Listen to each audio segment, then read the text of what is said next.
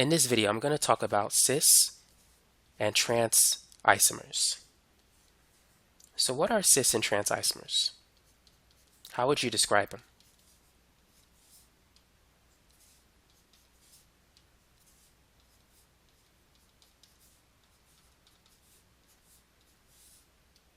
So the cis isomer has two groups on the same side. So on the left we have the cis isomer, and the trans isomer has two groups on opposite sides. Now these two isomers, they have different physical properties. In fact, the isomer on the left has a dipole moment of approximately 3 dBi, and the one on the right is 0. The one on the right is nonpolar. The one on the left is polar. The carbon-chlorine bond is relatively polar, and so if you draw the dipole moment, notice that on the right, the arrows, they cancel. The arrow has to point towards the more electronegative chlorine atom. On the left, they don't cancel. In fact, there's a net dipole moment that goes upward if you add these two vectors. And so that's why this molecule is polar. So because it's polar, the boiling point of the cis isomer is greater than that of the trans isomer. So for the cis isomer, the boiling point is about 60 degrees Celsius. And for the trans isomer, it's less. It's about 47.5. So polar molecules typically have a higher boiling point than nonpolar molecules. As you can see, the cis and trans isomers have different physical properties. They have different boiling points and different dipole moments. And this is due to the fact that the double bond lacks free rotation. In order for the trans isomer to convert to the cis isomer, you have to break the pi bond. And so this hydrogen cannot easily switch positions with the chlorine. And that's why you have such different physical properties. In the case of ethane, you do have free rotation among the carbon-carbon single bond.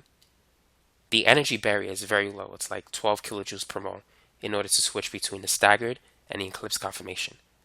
But in the case of cis and trans isomers, the energy barrier is very, very high. So it takes a lot of energy to break that pi bond. And so these are two distinct isomers with different physical properties. So it takes a lot of energy to go from the trans form into the cis form. And so there's no free rotation with cis and trans isomers. It takes a lot of energy to convert from one form to another. Now there's different ways to represent cis and trans isomers. You can also represent them using rings.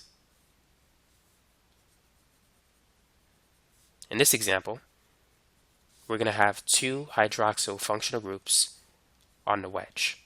So that is going out of the page. And on the right, we're going to have one on the dash, which is going into the page, and one on the wedge.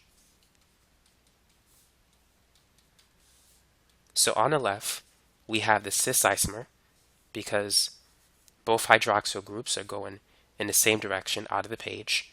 On the right, we have the trans isomer. One is going into the page, the other one's going out to the page. So one is going up, the other's going down, and so they're in opposite directions. And so that's another way in which you could represent cis and trans isomers. Now consider these four molecules. So what I want you to do is determine which of these alkenes can show cis and trans isomerism. So which of these molecules can you draw cis and trans isomers for?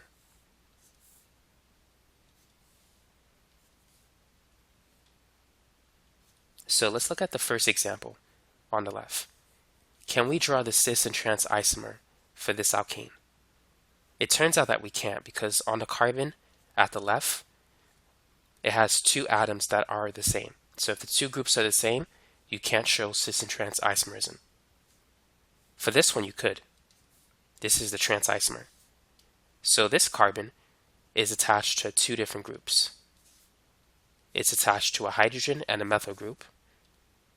And this carbon is attached to two different groups, a hydrogen and an ethyl group. So what we have here is the trans isomer. So if we want to draw the cis isomer, we can draw like this. And so notice that the hydrogen atoms are facing the same side. So that's the cis isomer for this particular alkene. Now for the third example, we can't show any cis or trans isomers because this carbon is attached to the same group. It doesn't have two different groups attached to it. The same is true for the last one. This carbon that's part of the double bond is attached to two methyl groups. So because these two methyl groups are identical to each other, this alkene doesn't have any cis or trans isomers. So the only one that has it is this example. So that's how you can tell if an alkene will have cis and trans isomers. Look at each carbon that is part of the double bond and analyze them. See if they're attached to two different groups or if they're attached to two of the same group.